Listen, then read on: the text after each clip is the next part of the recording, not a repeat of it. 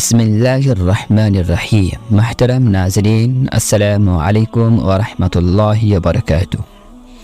ابو العباس ابن المسروق رضی اللہ تعالی عنہ سے مروی ہے، فرمایا میں نے یمن میں ایک شکاری کو دیکھا جو دریا کے بعض کناروں پر مچھلی کا شکار کر رہا تھا۔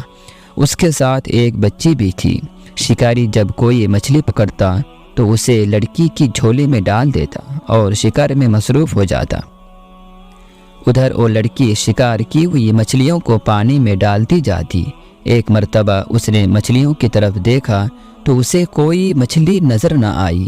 بچی سے دریافت کیا کہ اے بیٹی، تم نے کس وجہ سے مچھلیوں کے ساتھ ایسا معاملہ کیا؟